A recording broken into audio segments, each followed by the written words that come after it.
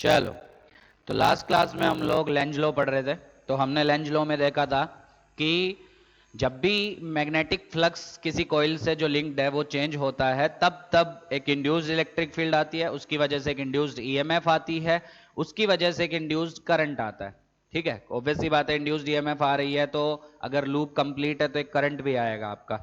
तो Lenz law बताता है वो करंट किस डायरेक्शन में आता है। ठीक है, तो उसके इलस्ट्रेशंस हम कर रहे थे कि कैसे हम देख के बता सकते हैं कि करंट किस डायरेक्शन में आपका फ्लो करेगा, एंटी क्लॉकवाइज, क्लॉकवाइज। ठीक है, तो उस पर और अच्छे एग्जांपल्स आज करते हैं, ध्यान से देखना।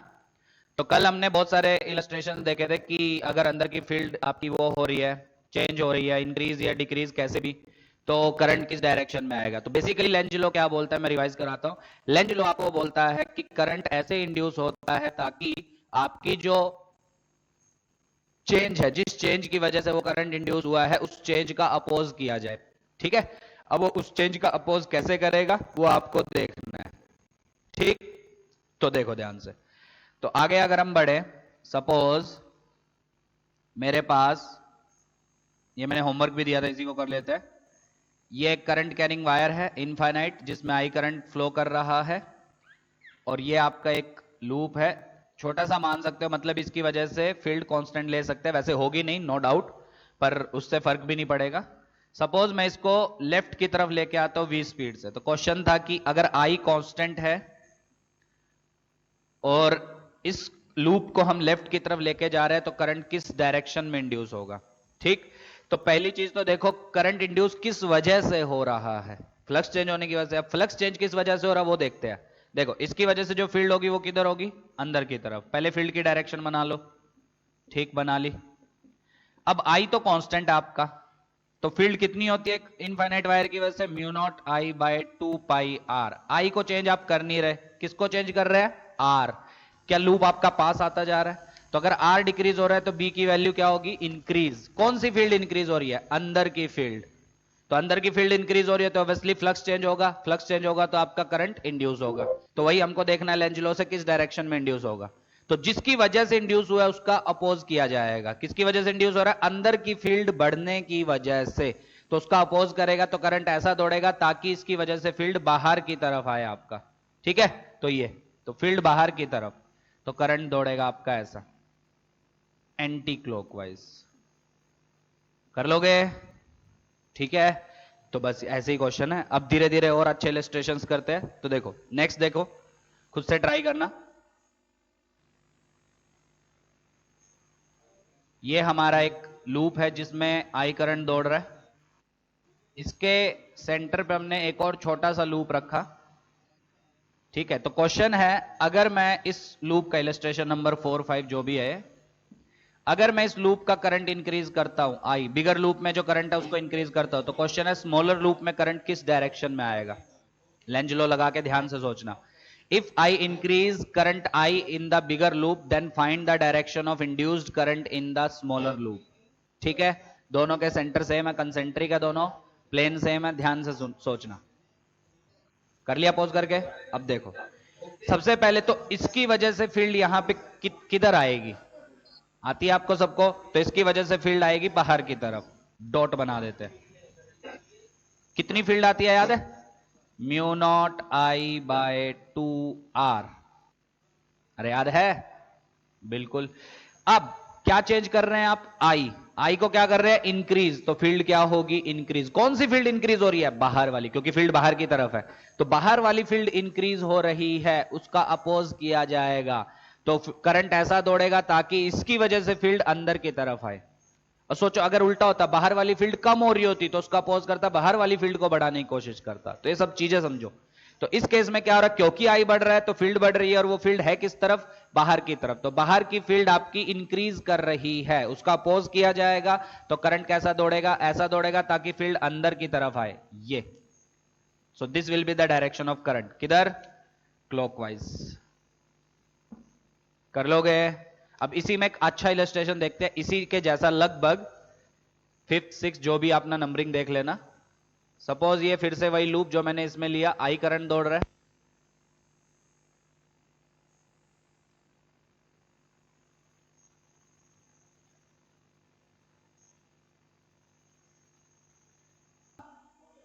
तो हां, अगर मान लो इसी इलस्ट्रेशन में अगर करंट ये उल्टा दौड़ाता तब क्या आंसर चेंज हो जाता? बिल्कुल। तो बार बार मैं एक ही क्वेश्चन को चार तरीके से नहीं बता रहा हूं, कंसेप्ट एक ही है, आपको खुद से सोचना। सपोज इसमें करंट बड़े वाले में ऐसा एंटी क्लॉकवाइज की जगह ऐसा क्लॉकवाइज होता तो क्या होता? आपका फील्ड अंदर होती, और फिर से आई बढ़ाते तो अंदर की फील्ड बढ़ती, उसका अपोज होता, तो करंट ऐसा आता ताकि फील्ड बाहर आए।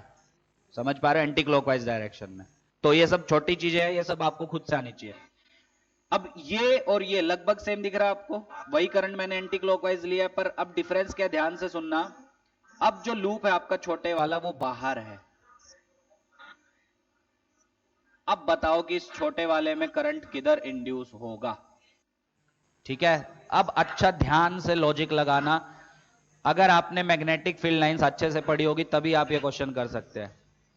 पहली चीज तो आधो को यही नहीं पता चलेगा कि इसकी वजह से यहां पे फील्ड किस डायरेक्शन में होगी। चलो अंदर तो समझ में आ रहा था कि ऐसा फिंगर्स को कल किया, थंब बाहर तो फील्ड बाहर की तरफ, पर इसकी वजह से यहां पे फील्ड कहां होगी? क्योंकि अब ये लूप अंदर नहीं है, ये लूप अब बाहर है, तब यहां पे फील्ड कहां होगी? अब मैं बताता हूं, यहां पे फील्ड होगी उल्टी डायरेक्शन में। जो फील्ड अंदर है, अंदर किधर है? बाहर। तो बाहर किधर होगी आपकी? अंदर की तरफ फील्ड होगी। समझ में आ रहा है? मतलब इसकी वजह से यहां पे फील्ड होगी क्रॉस क्रॉस क्रॉस अंदर की तरफ। समझ में आ रहा है? फिर से मैं रिपीट कर रहा हूं, इसकी वजह से अंदर फील्ड किधर है? बाहर। तो इसी की वजह से बाहर के पॉइंट पे फील्ड आपके किधर होगी? अंदर की तरफ होगी। अब आधों को डाउट हो सकता है कैसे, तो मैं बताता हूं ध्यान से।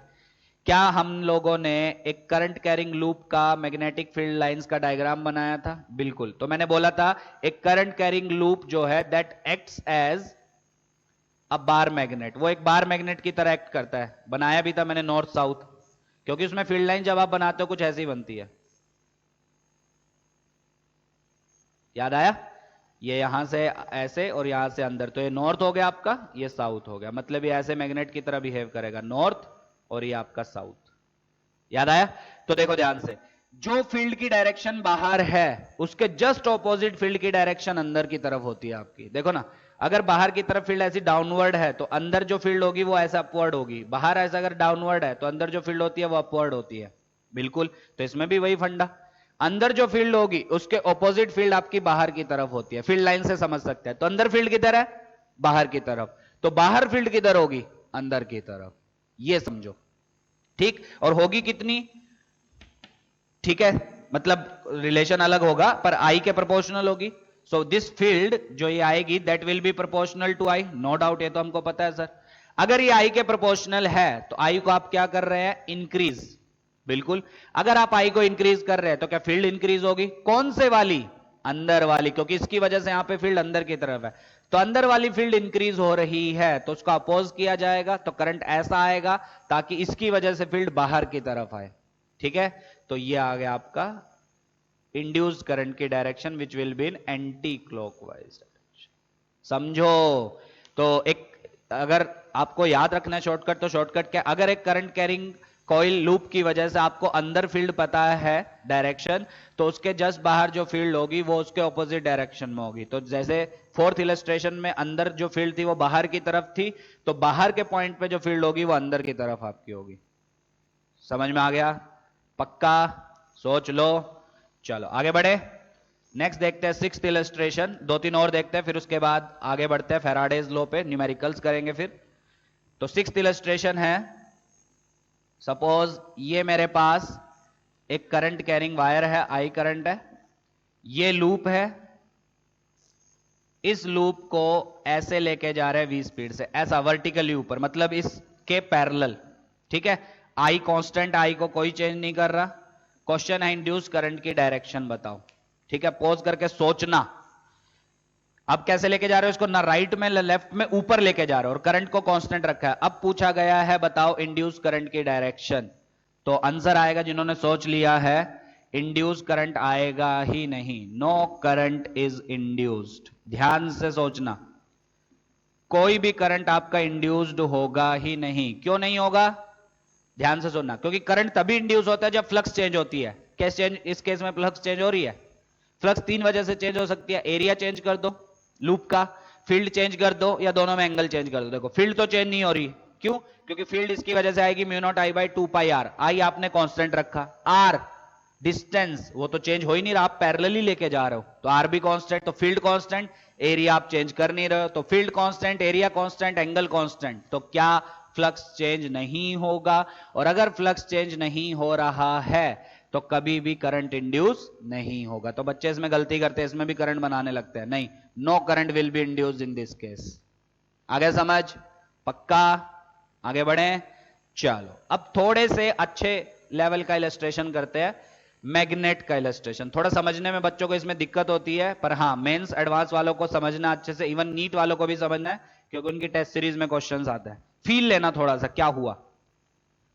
इलस्ट्रेशन नंबर 7, 8 जो भी चल रहा है, सपोज ये मेरे पास एक करंट मतलब लूप है, कॉइल है, लूप है, ये बार मैग्नेट है मेरे पास। इसको मैं दो तरीके से आपको समझाऊंगा, जो बेटर तरीका लगे उससे समझ लेना।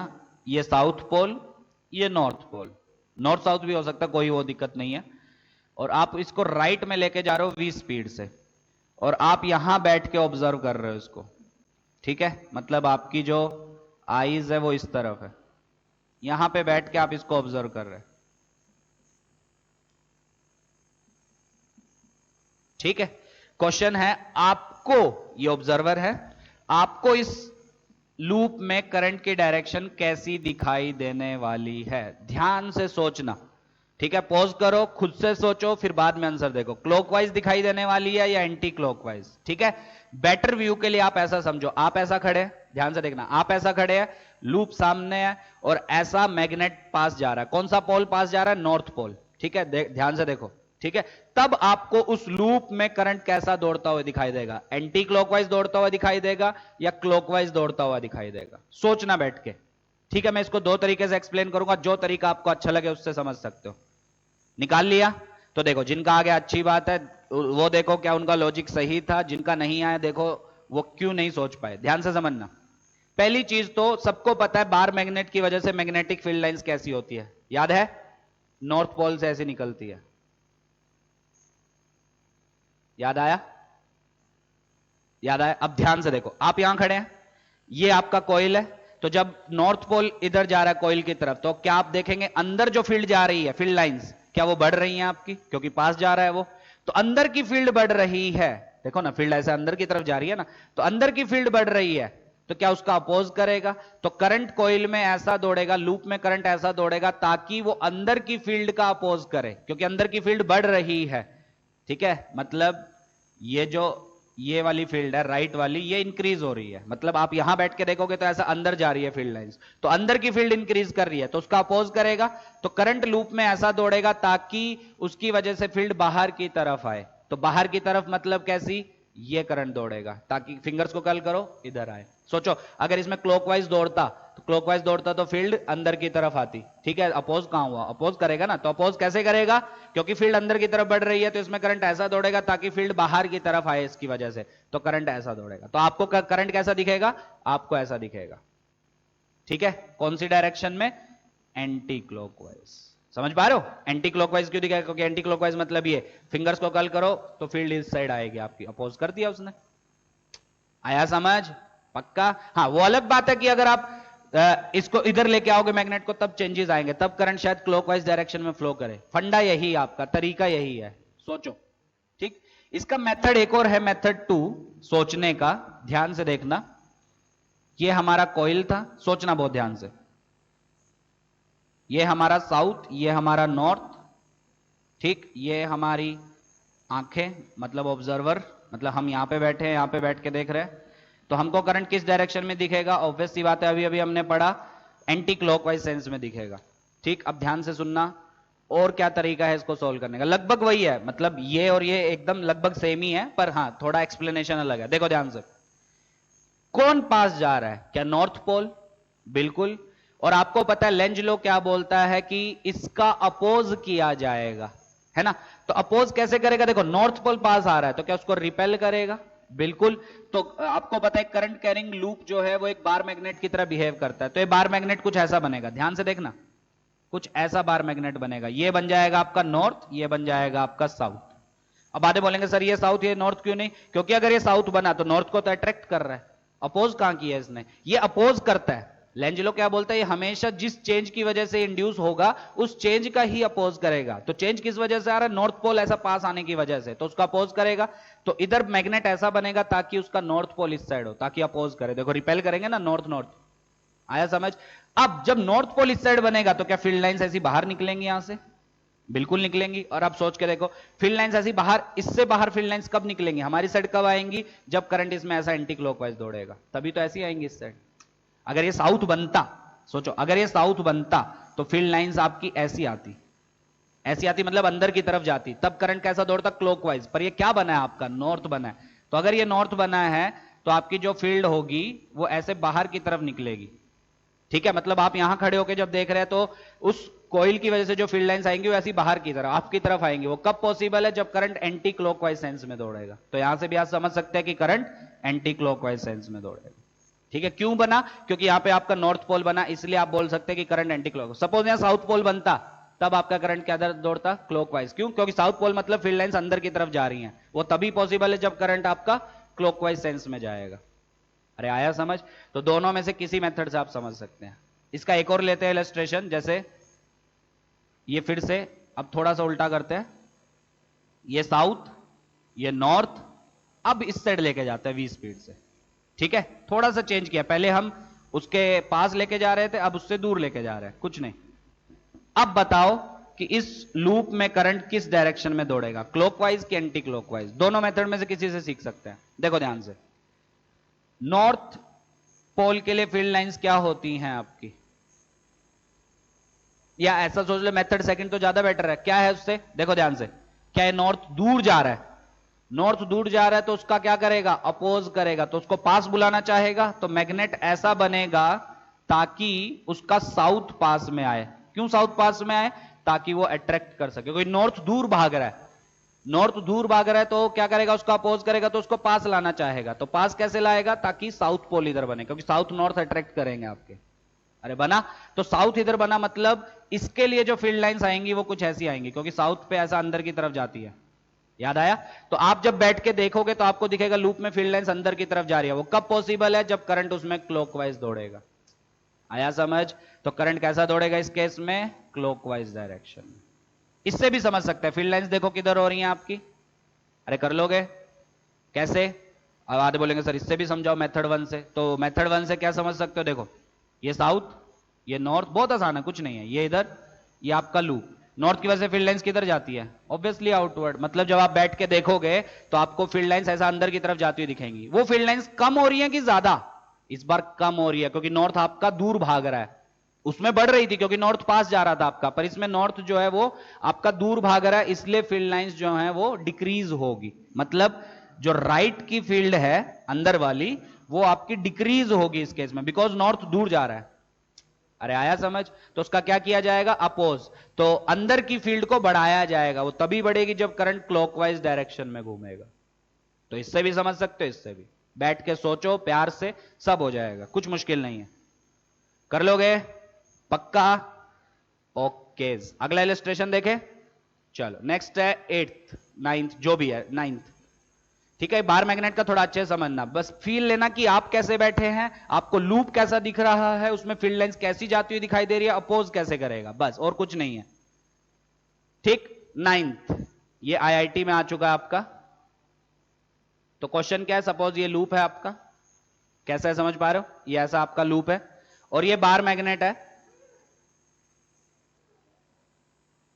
ये साउथ ये नॉर्थ। इस पोजीशन से इसको रिलीज किया गया, ध्यान से समझना, इस बार मैग्नेट को रिलीज किया गया और ये आपका फिक्स्ड है, ठीक। मतलब ये कॉइल थी आपकी, ऊपर से बार मैग्नेट को आपने छोड़ दिया, कैसे छोड़ा, साउथ ऊपर नॉर्थ नीचे, ठीक। क्वेश्चन है इसकी जो एक्सीलरेशन होगी बार मैग्नेट की वो कितनी होगी। A option equal to G, release किया तो फ्री फॉल करेगा तो इक्वल टू जी होगी। B option less than G, C option greater than G, और D option none of these, ठीक है। मतलब बता ही नहीं सकते, डेटा इनसफिशिएंट। सोचना पॉज करके और बताओ आंसर। लेंज लॉ लगाओ। लेंज लॉ क्या बोलता है कि जिसकी वजह से करंट इंड्यूस होगा उसका अपोज किया जाएगा। करंट क्यों इंड्यूस हो रहा है समझ में आ रहा है? क्योंकि नॉर्थ पास भाग रहा है तो अंदर की फील्ड जो है वो इंक्रीज होती जाएगी। ऑब्वियसली फील्ड चेंज हो रही है तो फ्लक्स चेंज हो रहा है, फ्लक्स चेंज हो रहा है तो करंट इंड्यूस होगा। कैसे इंड्यूस होगा? क्या जब करंट इंड्यूस होगा तो ये बार मैग्नेट की तरह बिहेव करता है? बिल्कुल। अब उसका एक नॉर्थ पोल होगा, एक साउथ पोल। कैसा बनेगा? जैसे मेथड 2 मैंने सिखाया था ये वाला। कैसा बनेगा देखो, क्या नॉर्थ पास आ रहा है? अगर नॉर्थ पास आ रहा है, क्या उसका अपोज किया जाएगा? तो अपोज कैसे किया जाएगा? जब ये बार मैग्नेट की तरह बिहेव करेगा तो ये बन जाएगा नॉर्थ, ये बन जाएगा साउथ, तभी तो अपोज करेगा। बिल्कुल सही सर। अब बताओ, क्या नॉर्थ नॉर्थ रिपल्शन होगी? बिल्कुल। क्या एक्सीलरेशन इसकी जी के इक्वल हो सकती है? नहीं। तो एक्सीलरेशन जो है वो जी से कम होगी आपकी। सोचो।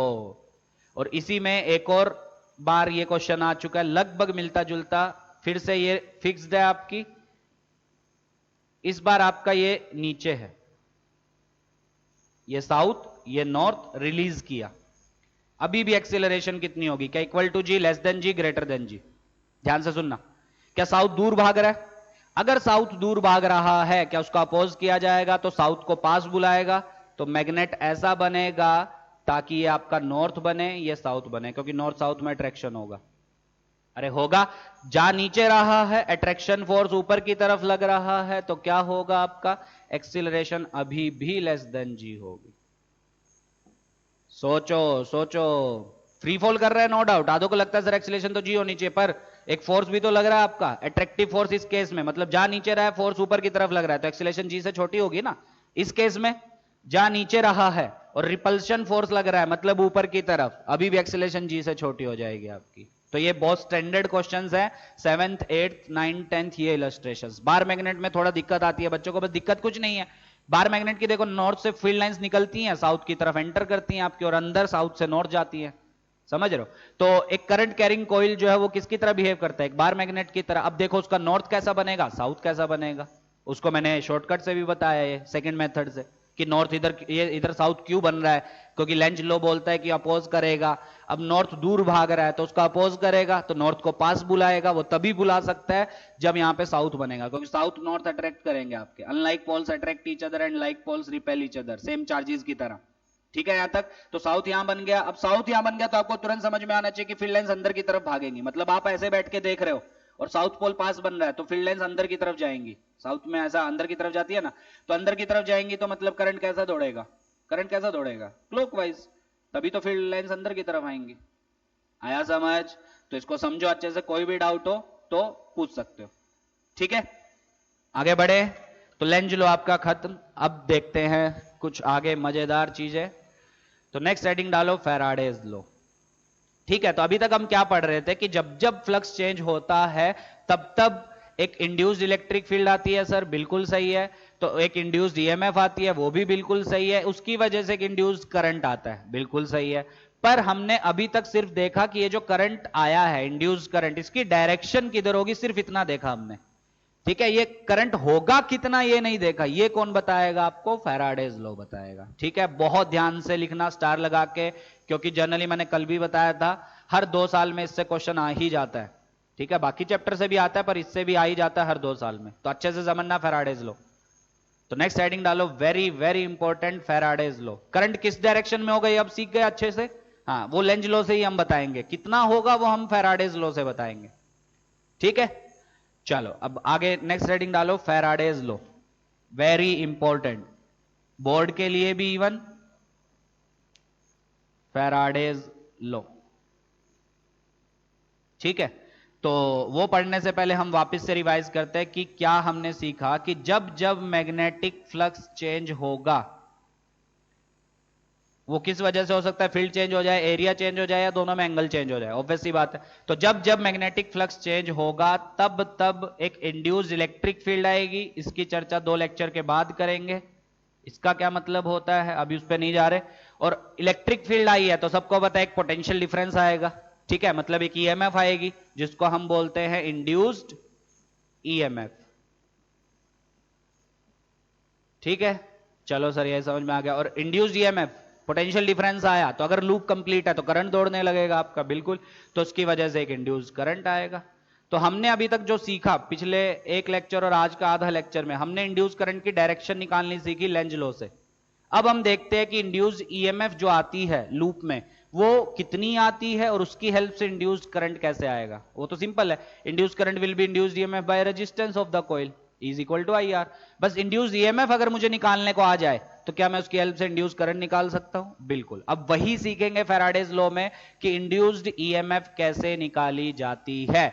और उसके लिए आपको एक चीज समझ में आनी चाहिए कि ईएमएफ इंड्यूस होती कब है? कब होती है? जब जब फ्लक्स चेंज होगा। अब फ्लक्स चेंज किस वजह से हो सकता है, हम डिटेल में इसकी चर्चा कर चुके हैं लेंज लॉ में, ठीक है? तो अब ध्यान से सुनना, बहुत इंपॉर्टेंट, ध्यान से। तो अकॉर्डिंग टू फैराडेज लॉ, क्या स्टेटमेंट है, मैं उसकी सीधा लिखता हूं। According to Faraday's law, this induced EMF due to change in magnetic flux, this induced EMF is denoted by small e से जनरली डिनोट करते हैं। this induced EMF is given by minus d phi by dt, ठीक है? ये induced EMF कितनी होती है? Minus d phi by d t, where E is obviously induced EMF, d phi is obviously change in magnetic flux, and dt is obviously time. जितने time में, the time in which या the time for which flux is changing. मैंने कल भी एक चीज बताई थी, ईएमएफ तभी तक इंड्यूस होगा जब तक आप फ्लक्स चेंज कर दे रहे हो। अगर एक बार फ्लक्स कांस्टेंट हो जाए तो आपकी ईएमएफ इंड्यूस जीरो हो जाएगी। जैसे कल मैंने एग्जांपल बताया था, याद करो, फील्ड अंदर की तरफ थी, एक स्क्वायर लूप को आप अंदर लेके जा रहे थे, तो जिस टाइम तक आप अंदर लेते जा रहे थे, मतलब जब तक उसकी पूरी एल लेंथ अंदर नहीं चली गई थी, तब तक उसमें करंट दौड़ेगा, तब तक उसमें ईएमएफ इंड्यूस होगी। क्यों? क्योंकि तब तक फ्लक्स चेंज हो रहा है। क्यों? क्योंकि जो एरिया फील्ड के अंदर है वो एरिया आपका लगातार इंक्रीज हो रहा है। एक बार आप पूरा का पूरा कॉइल अंदर ले गए, तब ना तो बी चेंज हो रहा है क्योंकि वो तो अंदर की तरफ आप कांस्टेंट रख रहे हैं, ना area of the loop in the field वो भी चेंज नहीं हो रहा क्योंकि पूरा स्क्वायर अंदर चला गया, ना ही दोनों में एंगल चेंज हो रहा है। तो कुछ भी चेंज नहीं हो रहा है, तो क्या फ्लक्स भी चेंज नहीं हो रहा है? तो फ्लक्स अगर चेंज नहीं हो रहा है तो मैं क्या बोल सकता हूं, आपका कोई भी ईएमएफ इंड्यूस नहीं होगी। तो आपको एक चीज हमेशा अपने दिमाग में रखनी है, ईएमएफ केवल तभी तक इंड्यूस होगी जब तक आपका फ्लक्स चेंज हो रहा है। अगर आपको दिख जाए कि फ्लक्स अब चेंज नहीं हो रहा है, कांस्टेंट हो गया, कोई ईएमएफ इंड्यूस नहीं होगी। ये भी यही बता रहा है, d phi change in flux. तो अगर डी फाई ही जीरो हो जाएगा, मतलब final flux minus initial flux zero हो जाएगा। सपोज एग्जांपल के लिए थोड़ा फील दिलाता हूं मैं, वैसे आना चाहिए आपको, खुद से फील आना चाहिए।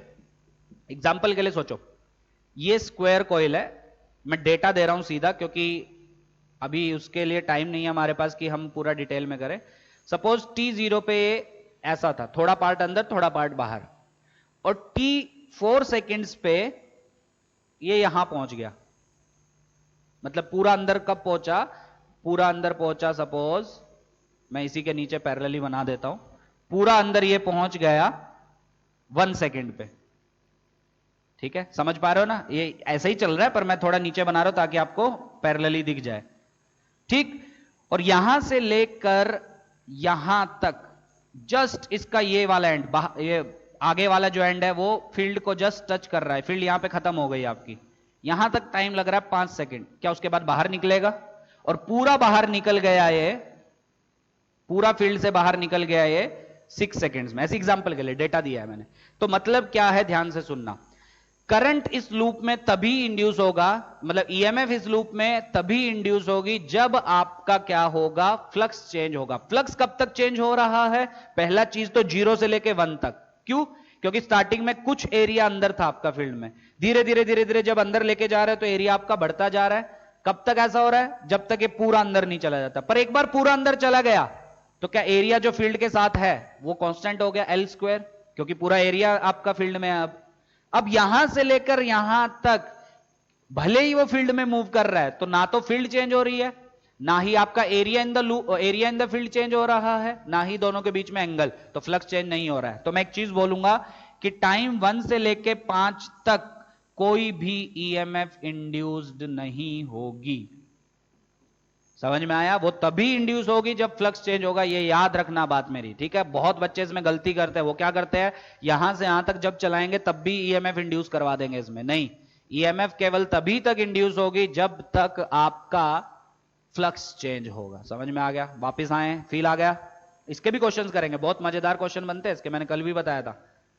ठीक है, तो अकॉर्डिंग टू फैराडेज लॉ क्या बोलता है फैराडेज लॉ कि जो इंड्यूस्ड ईएमएफ आती है लूप में that is given by minus d phi by D t, ठीक है, where d phi is change in magnetic flux, ठीक है, वो कैसे निकालोगे, final flux minus initial flux, ठीक है, और वैसे भी ये किसी इंस्टेंट पे है क्योंकि डी लिखा है ना, एवरेज पूछेगा तो delta phi by delta T, मैं लिख भी देता हूं, ये तो एक इंस्टेंट पे आपकी आ गई कि मतलब कैसे, मतलब फ्लक्स अगर आपका कुछ ऐसा वेरी कर रहा है t square plus two t plus one, question आ जाए बताओ EMF induced at t is equal to 1 second, तब आपको ये यूज करना है, तो कितना हो जाएगा बोलो, D phi by D t, two t plus two, तो कितने पे मांगिए 1 सेकेंड पे, तो that will be 4 volt, unit क्या होगी, ऑब्वियसली EMF है तो वोल्ट, अरे आया, पर अगर एवरेज मांगे एक इंटरवल में बताओ 1 से लेके 3 सेकंड तक बताओ कितनी EMF इंड्यूस हुई, ऑब्वियसली तो एवरेज अगर मांगा तो e average induced EMF will be minus delta phi by delta t, where delta phi is 5 minus 5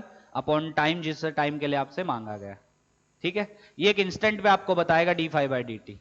अब ये माइनस साइन, वैसे जनरली हमको माइनस की जरूरत नहीं पड़ेगी क्योंकि हमको तो सिर्फ मैग्नीट्यूड चाहिए होगा, पर माइनस साइन कुछ रिप्रेजेंट करता है, जब आप बुक्स पढ़ेंगे तो उसमें मैंने कल भी बताया था वह पहले फैराडेज लॉ वो देता है, उसके बाद लेंज लॉ वो देता है, पर हमने लेंज लॉ पहले पढ़ लिया क्योंकि वो आसान था पढ़ना, उसमें कुछ वो नहीं था, ठीक है, पर बुक्स में जब आप पढ़ेंगे तो उसमें फैराडेज लॉ पहले दिया होगा और लिखा होगा E is equal to minus d phi by D t, ठीक, ये रिलेशन जो मैंने बताया, फिर जब उसने लेंज लॉ उसके बाद लिखा तो उसमें उसने लिखा होगा, बुक्स पढ़ना तो उसमें मिलेगा आपको कि लेंज लॉ क्या लिखता है कि फैराडे लॉ में जो माइनस साइन है ये क्या इंडिकेट करता है, ये इंडिकेट करता है कि जो इंड्यूस्ड ईएमएफ है ये अपोज करती है किसका, जिसकी वजह से ये इंड्यूस हुई है, जो मैंने कल लेंज लॉ में बताया था, स्टेटमेंट वही है, बस उसने बताने का तरीका लगा, उसने बोला कि फैराडे लॉ में माइनस साइन क्या रिप्रेजेंट करता है, ये रिप्रेजेंट करता है कि ये करंट ऐसे इंड्यूस होगा ताकि आपका जो चेंज है जिसकी वजह से इंड्यूस हुआ उस चेंज का अपोज करे, ये नेगेटिव साइन रिप्रेजेंट करता है, ठीक है, आप लिख भी सकते हैं माइनस साइन ये बना के लिखना, here negative sign shows that, here negative sign shows that the induced EMF या इंड्यूस्ड करंट लिख लो, the induced EMF or induced current opposes the change due to which it is induced, मतलब जिसकी वजह से पैदा हुई है उसी कॉज का चेंज करेगा, opposes the cause due to which it is induced, ठीक है, वो हम पढ़ चुके लेंज लॉ में, तो माइनस साइन क्या बेसिकली आपको बता रहा, समझ में आ गया, पर हाँ न्यूमेरिकल जब आप करेंगे जरूरी नहीं है माइनस साइन लेना क्योंकि आपसे जनरली मैग्नीट्यूड ही पूछेगा वो, ठीक है, तो माइनस साइन हटा के D phi by D T direct करो, आंसर आ जाएगा, कैसे क्वेश्चन आएंगे समझ में आ रहा है, और अगर एवरेज मांगे किसी इंटरवल में तब minus d phi by D T, मतलब delta phi by delta t, समझ में आ गया, सब तरह के क्वेश्चन करेंगे, डेल्टा फाइव क्या हो जाएगा, फाइनल टाइम पे flux, minus delta five one क्या हो जाएगा, इनिशियल टाइम पे फ्लक्स डिवाइडेड बाय जो टाइम आपसे बोला है, कर लोगे पक्का, सोच लो, अच्छा, अब अगर मुझे इंड्यूस्ड ईएमएफ मिल गई तो क्या मैं आपसे इंड्यूस करंट भी मांग सकता हूं, बिल्कुल सर, तब तो कुछ है ही नहीं, कैसे, मान लो लूप की रेजिस्टेंस है capital R, let the resistance of coil is capital are, तो बोलो इंड्यूस्ड ईएमएफ कितनी हो जाएगी,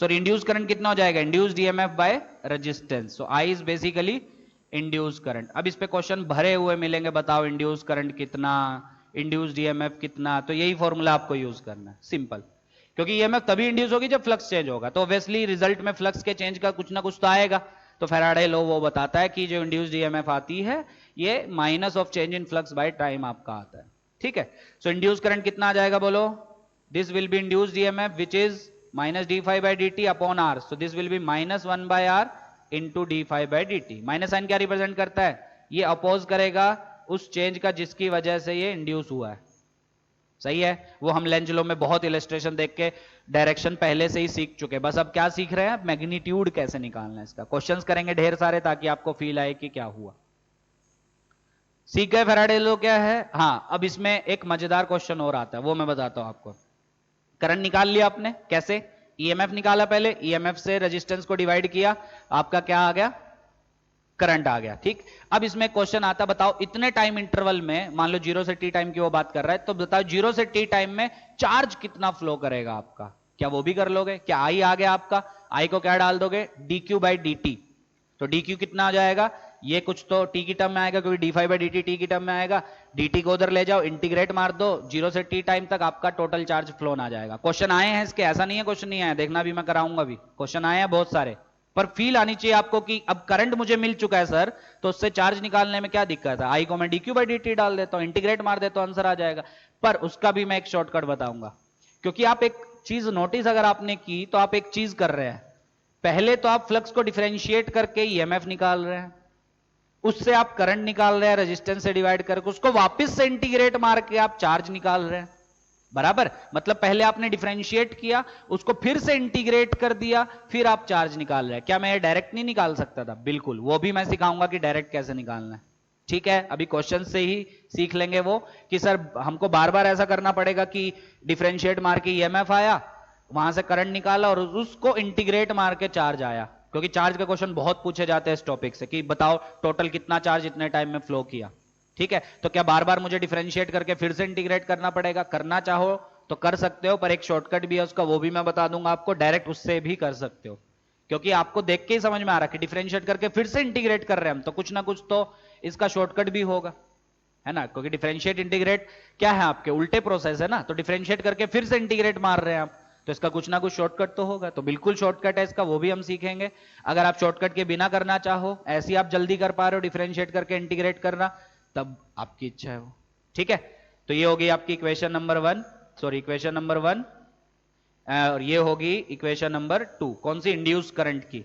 अब कभी कभी चार्ज पूछ लेता है तो वो भी कर लोगे, तो वो भी मैं लिखवा देता हूं। सो ये जो इंड्यूस करंट आया, this will be d q divided by D t, this will be -1 by R into d phi by D t, सही है? अरे है, अब आगे यहां से चार्ज निकाल लेना, ठीक है। मैं सीधा लिखवा देता, तो charge phloem will be integration I into D T, T की लिमिट जो भी आएगी आपकी, this will be the total charge flown in time T, ठीक है। अभी न्यूमेरिकल्स करेंगे और फील आएगा, ठीक। क्या होता है फैराडे लॉ, क्या बोलता है, समझ में आ गया सबको? दिख रहा है कि नहीं? हाँ दिख रहा है, ठीक है। अब न्यूमेरिकल्स करें, चलो अब देखते हैं न्यूमेरिकल्स कैसे आते हैं इसके ऊपर, मजेदार मजेदार न्यूमेरिकल्स आएंगे, बहुत इंटरेस्टिंग, ठीक है। तो आज का पूरा लेक्चर न्यूमेरिकल्स पे ही जाएगा। अब कितना टाइम बचा है? हाँ 23 मिनट बचा है, पूरा लेक्चर न्यूमेरिकल पे ही करेंगे। चलो देखो अब क्वेश्चंस, सपोज ये फील्ड अंदर की तरफ है,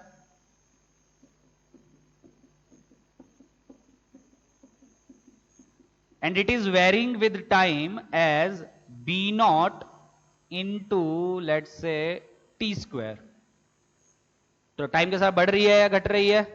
अब ये भी मैं ही बताऊंगा ना।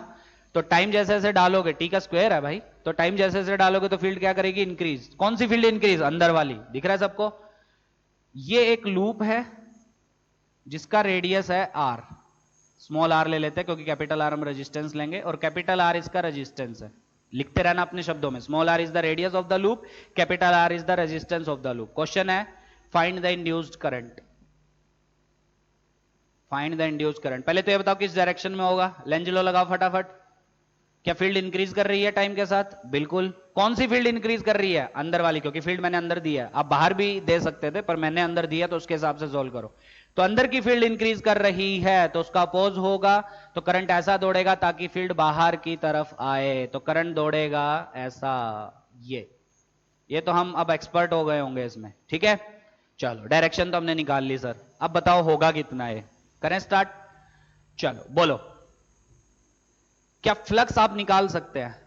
देखो बी की तरह प्लेन के परपेंडिकुलर, लूप प्लेन में है तो एरिया वेक्टर भी प्लेन के परपेंडिकुलर, दोनों में एंगल बोलो 0 डिग्री, तो फ्लक्स कितना? बी डॉट ए, मतलब बी ए कॉस 0, कॉस 0 1, क्योंकि बी और ए में एंगल 0 है। ये भी देखना, हाँ आधे लोग इतने जल्दी में रहते हैं वो बी और ए में एंगल देखते नहीं है, सीधा फ्लक्स बी इंटू ए कर देते हैं। नहीं, अगर बी और ए में एंगल 90 हुआ किसी क्वेश्चन में, फ्लक्स 0 हो जाएगा, ये ध्यान देना, ठीक है। बहुत गलतियां होती है इसमें, तो सबसे पहले तो एंगल चेक करना, बी और ए के बीच में एंगल है कितना। इस केस में कितना? देखो लूप प्लेन में है, बोर्ड के प्लेन में, तो उसके प्लेन के परपेंडिकुलर एरिया वेक्टर आएगा, बिल्कुल। क्या बी भी प्लेन के परपेंडिकुलर है? बिल्कुल। दोनों में एंगल बोलो 0 डिग्री, तो फ्लक्स बोलो कितना? बी ए कॉस 0, मतलब बी इंटू ए। बोलो बी कितना आपका? That is B naught t square, area कितना? Pi are square. क्या फ्लक्स टाइम के साथ वेरी कर रहा है? बिल्कुल। तो बोलो induced EMF that will be magnitude wise d phi by D t, करो differentiate. Sir B naught pi are square तो एज इट इज हो जाएगा, बिल्कुल। टी स्क्वायर का डिफरेंशिएशन 2t, अरे होगा। So current as a function of time मांगा था उसने, तो आ गया।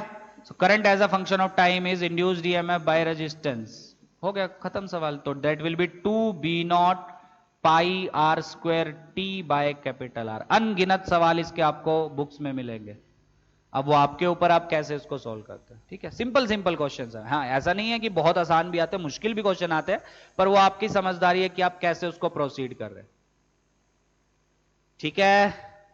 आगे बढ़े, चलो नेक्स्ट क्वेश्चन देखो। अब आप खुद से ट्राई करना, सेम लेते हैं एकदम। अंदर की तरफ फील्ड है, अंदर की तरफ फील्ड से बहुत प्यार है मुझे, बाहर की तरफ भी आप ले सकते हैं, ठीक है।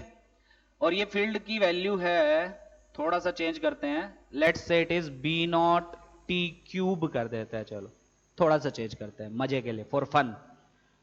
और ये है आपका लूप, ठीक है, जिसकी रेडियस है स्मॉल आर। आप कैपिटल आर रेडियस ले सकते हैं, रेजिस्टेंस स्मॉल आर, वो आपकी इच्छा है, ठीक है।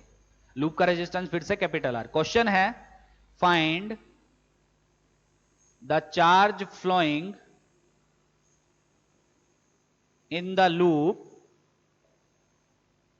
इन टाइम t, जीरो से लेके t टाइम तक कितना चार्ज फ्लो किया, वही जो मैंने अभी अभी सिखाया था। अब इसका शॉर्टकट भी मैं बताऊंगा, मैंने बोला था आप अल्टीमेटली डिफरेंशिएट करके इंटीग्रेट कर रहे हैं तो उस चीज का एक शॉर्टकट जरूर होगा, क्योंकि डिफरेंशिएट इंटीग्रेट आपके रिवर्स प्रोसेस है, ठीक है। तो उसका शॉर्टकट क्या है वो भी मैं बताऊंगा, पहले प्रॉपर मेथड से करते हैं। चलो बोलो, क्या बी और एम एंगल फिर से जीरो है? देखने की जरूरत नहीं है। तो फ्लक्स कितना, पर देखने की जरूरत है, अभी देखने की जरूरत नहीं है क्योंकि हम पहले देख चुके हैं। ये मैं बार बार बोल रहा हूं, पहले एंगल चेक कर लेना। आधे लोग बिना एंगल चेक किए सीधा फ्लक्स को हमेशा बी इंटू ए रट्टा मार लेते हैं, नहीं, वो बी डॉट ए होता है, ठीक है।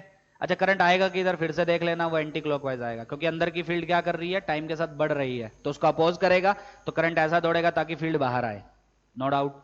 तो फ्लक्स कितना, बी इंटू ए, बी बोलो B naught t cube into area that will be pi small r square, बिल्कुल सही सर।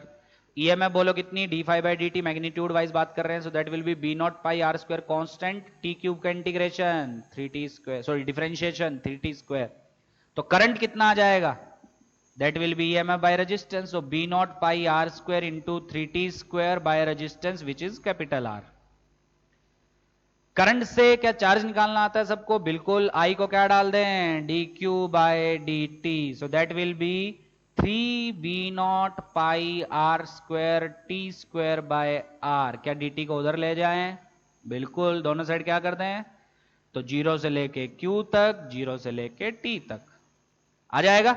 डी क्यू का इंटीग्रेशन क्यू, कॉन्स्टेंट्स बाहर ले लो, 3b0 pi are square by R, t square का integration t cube by 3, limit डालने के बाद सेम, 3 से 3 मर गया, so charge as a function of time will be b0 pi are square t cube by R. मतलब t time में, zero से टी टाइम में इतना चार्ज आपका फ्लो करेगा। मान लो क्वेश्चन में बोलता 1 सेकंड में बताओ कितना करेगा, तो टी की वैल्यू हम 1 डाल देते, कर लोगे। अब देखो इसका शॉर्टकट, क्योंकि अल्टीमेटली आप कर क्या रहे हैं, डिफरेंशिएट करके वापस इंटीग्रेट मार रहे हैं, तो इसका शॉर्टकट क्या है, ध्यान से सुनना, वैसे आपको समझ में भी आएगा कि हाँ ये एकदम सही किया है। क्या शॉर्टकट है देखो, क्या एवरेज ईएमएफ को हम लिखते हैं delta phi by delta t, बिल्कुल, देखो अब ध्यान से।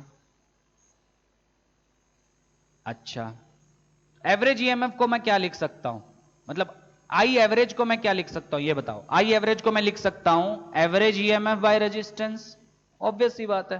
तो एवरेज ईएमएफ बाय रेजिस्टेंस करो तो that will be 1 by R delta phi by delta t. Delta phi उस इंटरवल में change in flux, final time पे फ्लक्स माइनस इनिशियल टाइम पे फ्लक्स, ऑब्वियसली डेल्टा टी उस इंटरवल का time, एक interval की बात हो रही है। आई एवरेज क्या होगा आपका, क्या आई एवरेज होगा delta q by delta t, पढ़ चुके करंट इलेक्ट्रिसिटी में, बिल्कुल। So that will be 1 by R delta phi by delta t. क्या delta t cancel, so change in current, sorry charge, that will be 1 by R into delta phi. तो ये है आपका shortcut जो आप use कर सकते हैं। क्या इसमें यूज कर सकते हैं, बिल्कुल कर सकते हैं, करो। Flux as a function of time कितना आया था आपका, वो आया था B naught pi are square t cube. आपको कहां से कहां तक चाहिए चार्ज, जीरो से लेकर टी टाइम तक, तो आप ये इक्वेशन क्या लिखोगे बोलो, Q at time t minus Q at 0 will be equal to 1 by R into flux at time t minus flux at 0, क्योंकि चेंज लिख रहे हैं आप। तो कितना हो गया, जीरो टाइम पे तो कोई चार्ज ही नहीं था, तो Q at t that will be 1 by R into, वैसे ये पूरा ही निकालना है ना आपको, तो डेल्टा Q ही रहने दो इसको। So delta Q will be 1 by R into t time पे फ्लक्स, तो टी वैल्यू टी डाल दे इसमें, so that will be B naught pi are square t cube minus zero time पे फ्लक्स, तो टी की जगह zero, that will be zero.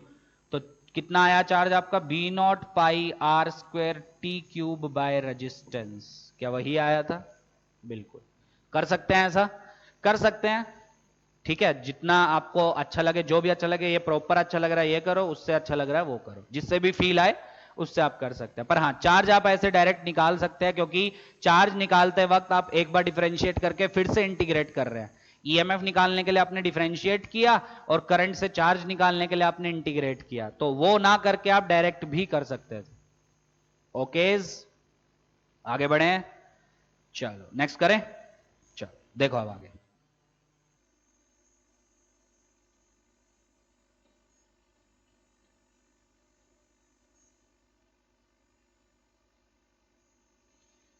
ठीक है, अब इसमें और क्वेश्चंस कैसे आते हैं, पहले यहां तक नोट कर लो अच्छे से, फिर उसके बाद और क्वेश्चंस करते हैं। करो नोट यहां तक, हो गया यहां तक? चलो आगे बढ़े, नेक्स्ट क्वेश्चन करते हैं। तो सपोज ये मेरा एक कॉइल है जिसमें आई करंट दौड़ रहा है, कितना, ऐसे ऐसे क्वेश्चन हम वहां पे कर चुके थे, बस हमने लेंज लॉ में सिर्फ डायरेक्शन सीखी थी, अब हम करंट भी निकालना सीख रहे हैं, वो है कितना, ठीक है। इसी के यहां पे एक और ये छोटा सा ये है, कराया था ना वहां पे, याद करो, ठीक है। इसकी रेडियस है सपोज बी और बड़े वाले की रेडियस है सपोज ए, और क्वेश्चन में गिवन है B is very very less than a, ठीक है। और इस लूप की रेजिस्टेंस है कैपिटल आर, ठीक। तो क्वेश्चन है इसमें जो करंट इंड्यूस होगा that I as a function of t बताओ, ठीक है। कर लोगे सॉल्व? तो वो बताने के लिए आपको क्या पता होना चाहिए, इंड्यूस ईएमएफ कितनी होगी, और इंड्यूस ईएमएफ आप किससे निकालोगे, फैराडेज लॉ से। वो पता चल गई तो इंड्यूस करंट मिल जाएगा, इंड्यूस करंट पता चल गया, वही तो चाहिए हमको, ठीक। अच्छा, तो इंड्यूस ईएमएफ कितनी होगी बोलो, that will be d phi by d t. तो flux as a function of time चाहिए पहले मुझे, तभी तो उसको डिफरेंशिएट करके ईएमएफ मिलेगा किसी टी टाइम पे, मिलेगा। तो flux as a function of time बोलो कितना होगा, क्या लूप के परपेंडिकुलर इसका एरिया, बिल्कुल, और इसकी वजह से फील्ड बाहर, तो दोनों में एंगल कितना आपका 0 डिग्री, नो डाउट। अब एक चीज ध्यान से सुनो, बहुत ध्यान से, कि b less than very very less then a देने का मतलब क्या है, कि इसकी जो रेडियस है वो बहुत छोटी है इसके कंपैरिजन, मतलब ये बहुत बड़ा है और ये आपका जो सेंटर पे ये दूसरा कॉइल है बहुत छोटा है आपका। तो क्या मैं बोल सकता हूं इस बड़े वाले की वजह से यहां पे फील्ड मैं कांस्टेंट ले सकता हूं ऑलमोस्ट, वैसे वेरी करेगी नो डाउट, सेंटर पे फील्ड होती है mu not I bye 2r, ठीक है।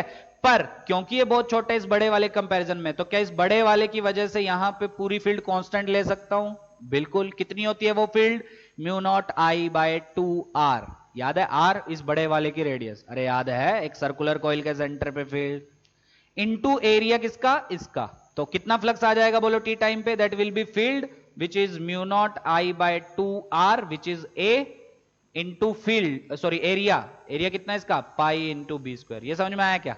वैसे बी डॉट ए होता है पर दोनों में एंगल देखो, एरिया भी प्लेन के परपेंडिकुलर और फील्ड तो आ ही रही है प्लेन के परपेंडिकुलर, दोनों में एंगल 0। अब आई की value as a function of t डाल दो जो क्वेश्चन में दिया, तो flux as a function of time t that will be mu not I naught t square upon 2a into pi b square. सही है या नहीं है? अब flux as a function of time t मिल गया तो फैराडे लॉ से ईएमएफ मिल जाएगा d phi by D t. करो differentiate, sir mu naught constant, I naught constant, pi constant, b square constant, 2a constant, T square का हो जाएगा 2t, बिल्कुल सही। तो I as a function of time t, किसी भी टी टाइम पे करंट कितना होगा आपका, ईएमएफ बाय रेजिस्टेंस, करो रेजिस्टेंस से divide, so that will be mu not I naught pi b square t by a into capital R, where capital R is resistance of the smaller loop। तो इतना current उसमें induce होगा किसी t time पे। आया समझ? कोई समस्या? तो ऐसे बहुत क्वेश्चन आपको मिलेंगे, ठीक है। अभी पास्ट ईयर भी करेंगे, ये तो कुछ जनरल क्वेश्चंस हैं जो आपको बुक्स में मिलते रहेंगे, फिर पास्ट ईयर भी देखेंगे, आज हो गया तो आज, नहीं तो कल 10-15 मिनट स्टार्टिंग में सिर्फ पास्ट ईयर इसके देखेंगे कैसे आया है, ठीक है। फिर आगे मूव करेंगे नेक्स्ट टॉपिक पे, दैट इज मोशनल ईएमएफ। उस पे भी बहुत जबरदस्त क्वेश्चंस आते हैं आपके। ये यहां तक समझ में आ गया।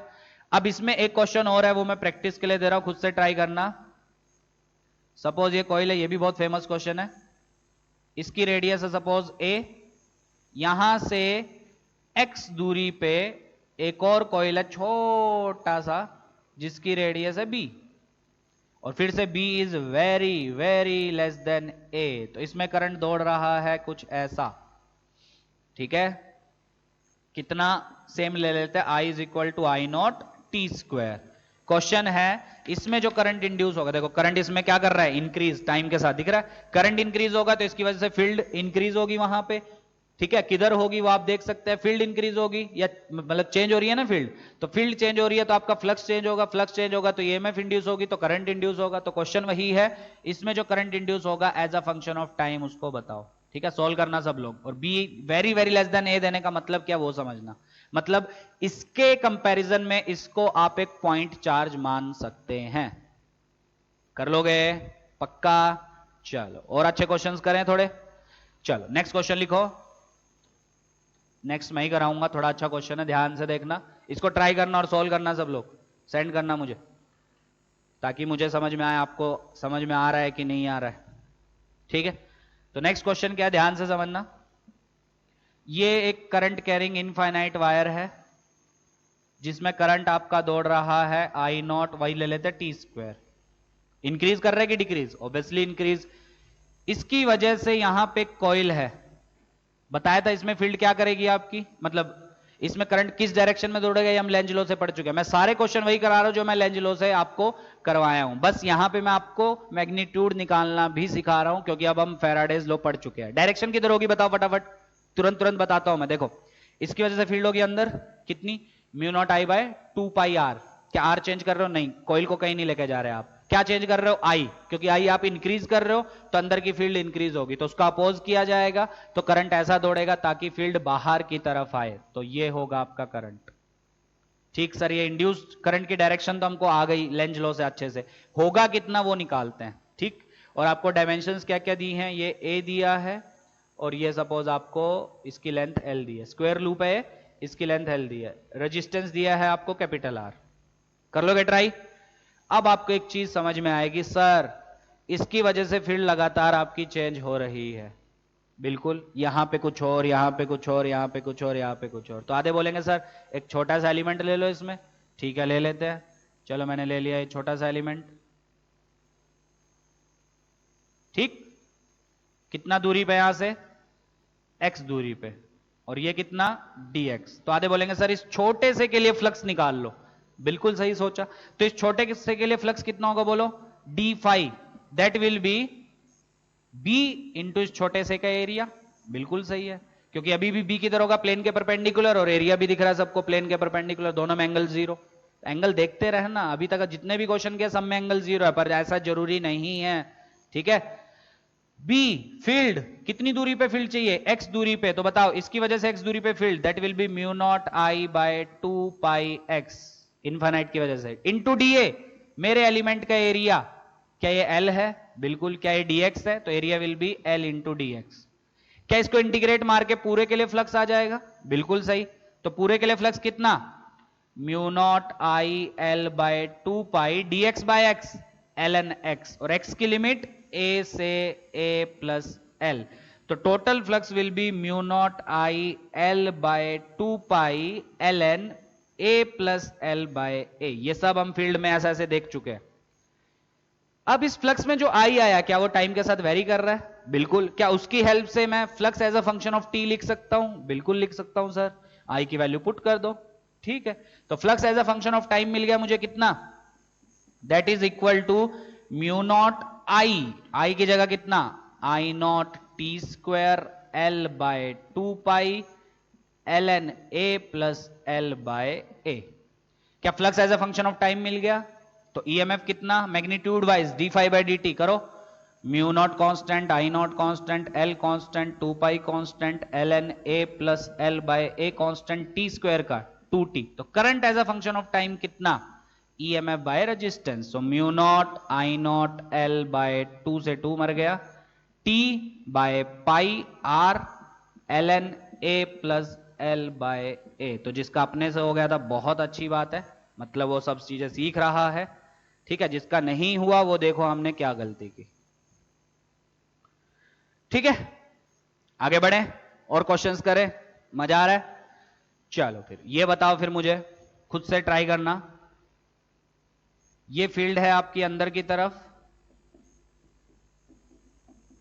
ये भी मैं करवा चुका हूं, और ये हम एक और तरीके से करेंगे जब हम मोशनल ईएमएफ पढ़ेंगे, तब आपको फील आएगा। हाँ, एक ही क्वेश्चन करने के दो दो तरीके हैं।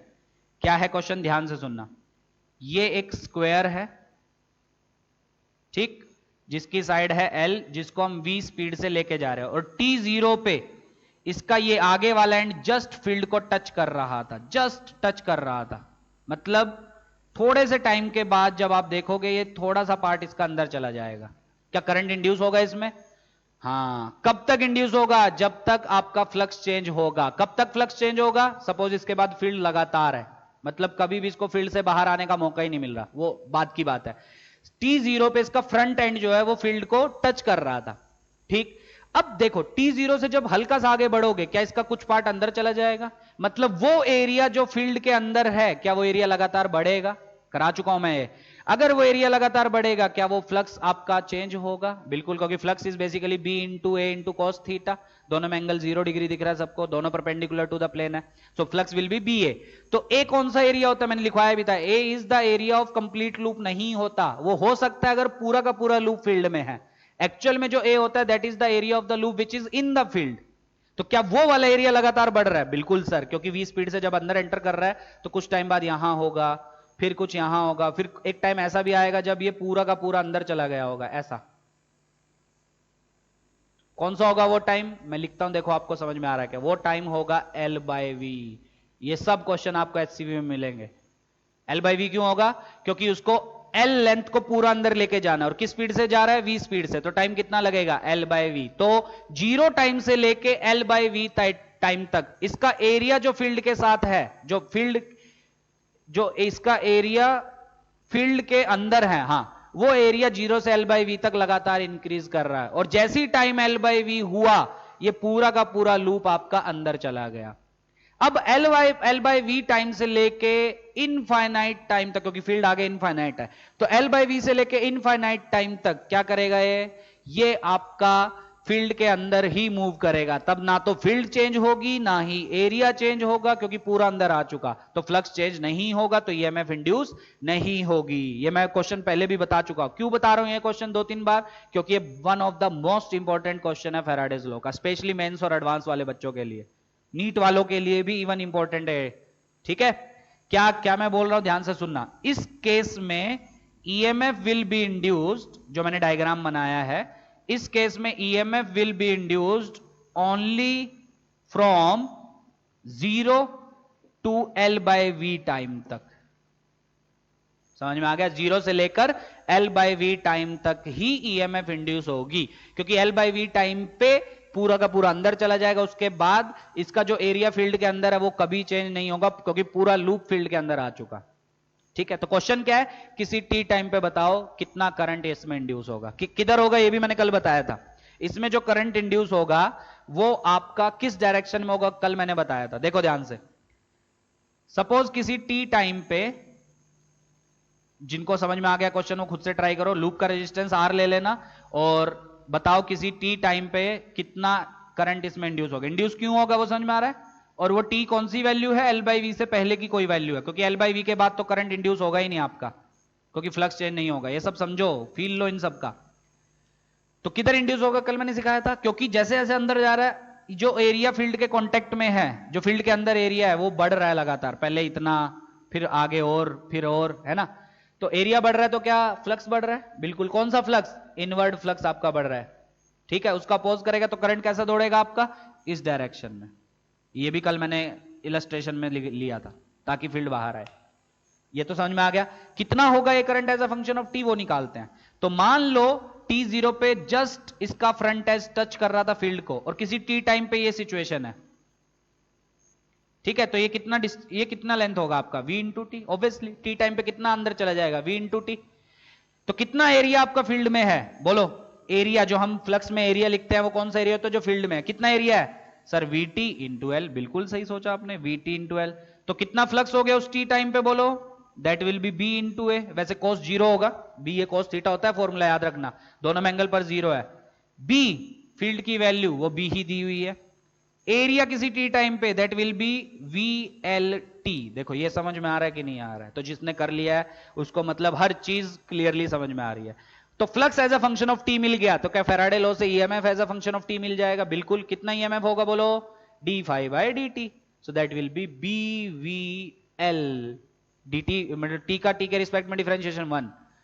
अब आधो के दिमाग में अब दौड़ने लगी होगी चीजें क्या, कि सर ये जो ईएमएफ आ रही है तो टाइम के साथ वेरी नहीं कर रही, मतलब क्या मैं ये बोल सकता हूं सर कि ये जो आपका लूप है ये t0 पे जस्ट इसका फ्रंट जो ये है एज है वो टच कर रहा था फील्ड को, क्या वहां से लेके जब ये पूरा का पूरा इसका बैक एंड भी अंदर चला जाएगा, क्या तब तक इसके अंदर जो ईएमएफ इंड्यूस होगी वो कांस्टेंट होगी सर, बिल्कुल। और ये मैं प्रूव करूंगा मोशनल ईएमएफ से, जब वो हम कल के लेक्चर में पढ़ेंगे आपको फील आएगा कि हां क्या ही है फिजिक्स, समझ में आ रहा है। क्योंकि देखो हमने इससे भी प्रूव किया कि ये जो ईएमएफ है टाइम पे डिपेंड नहीं कर रही है, और कल हम मोशनल ईएमएफ से भी पढ़ेंगे, क्योंकि मोशनल का मतलब क्या है, मोशन की वजह से जो ईएमएफ आता है, तो मोशन ही तो हो रहा है इसमें, 20 स्पीड से भाग रहा है वो, तो उसकी वजह से ईएमएफ कल हम पढ़ेंगे वो बीवीएल ही होता है। तब आपको फील आएगा कि हाँ चाहे इसका थोड़ा सा टुकड़ा अंदर हो, चाहे धीरे धीरे और अंदर जा रहा है और अंदर जा रहा है और अंदर जा रहा है, इस पूरे इंटरवल में आपका जो ईएमएफ इंड्यूस होगा उस लूप में दैट विल बी बीवीएल, वो टाइम के साथ चेंज नहीं होगा।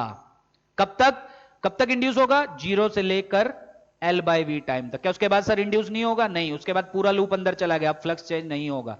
बस एक चीज अपने दिमाग में बिठा लो कि फ्लक्स चेंज होगा तभी ईएमएफ इंड्यूस होगी। अब फ्लक्स किस किस वजह से चेंज होता है वो आपको पता है, तीन चीजों की वजह से, बी चेंज कर दो, ए चेंज कर दो, एरिया ऑफ द लूप, या दोनों के बीच में एंगल चेंज कर दो। ओके तो EMF as a function of time आ गया, तो करंट में तो क्या ही दिक्कत है, current will be EMF by resistance, that will be BVL by R. किस डायरेक्शन में, वो तो हम कल ही लेंज लॉ से सीख लिए थे, एंटी क्लॉकवाइज डायरेक्शन में। फील आ रहा है, मजा आ रहा है थोड़ा सा, ठीक है। तो टाइम हाँ हो गया, तो आज के लिए इतना ही करते हैं, लेक्चर नंबर 2 यहीं पे खत्म करते हैं। कल लेक्चर नंबर 3 हम देखेंगे, उसमें हम कुछ क्वेश्चंस और करेंगे, ये तो जनरल क्वेश्चंस थे, कुछ पास्ट ईयर में आए हुए क्वेश्चंस, ठीक है। लेक्चर की स्टार्टिंग में मैं बोर्ड पे क्वेश्चन लिख दूंगा ताकि टाइम बचेगा, ठीक है, वो ट्राई करना, तो आपका फैराडे लॉ कंप्लीट हो जाएगा, आपको हर तरह के क्वेश्चन समझ में आ जाएंगे कैसे करने। अल्टीमेटली होता क्या है फैराडे लॉ वो समझो, लेंज लॉ क्या बताता है वो समझो, कब कब आपका ईएमएफ इंड्यूस होगा वो समझो, उससे करंट कैसे निकालना है, ऑब्वियसली ईएमएफ बाय रेजिस्टेंस। और वो क्या हमेशा करंट फ्लो करेगा, सर्किट होगा उसके पास कंप्लीट क्लोज लूप होगा तो फ्लो करेगा ऑब्वियसली, किस डायरेक्शन में करेगा वो हम लेंज लॉ से सीख चुके हैं, ये सब सीखो, समझ में आ गया। इसमें क्यों कांस्टेंट आया वो समझो, मजा आया कांस्टेंट क्यों आया, अभी मतलब ये उसमें पढ़ेंगे मोशनल में, कि वहां से भी प्रूव करेंगे ये जो ईएमएफ है पूरे मोशन में जीरो से लेके एल बाई वी टाइम तक ये कांस्टेंट ही होती है, बीवीएल चेंज नहीं होती है। और एक बार पूरा अंदर चला गया उसके बाद जब फील्ड में मूव करेगा तब कोई ईएमएफ इंड्यूस नहीं होगी, वो हम यहां से भी सीख चुके क्योंकि फ्लक्स चेंज नहीं होगा, ये हम मोशनल से भी प्रूव करेंगे, मोशनल ईएमएफ से, तब आपको फील आएगा कि हाँ जो हमने फैराडे में पढ़ा जो समझा वो एकदम सही है, ठीक है। तो आज यहीं तक करते हैं, बाकी नेक्स्ट क्लास में करेंगे, तो अच्छे से इसको पढ़ो, कोई भी डाउट है तो उसको पूछो, ठीक है, चलो।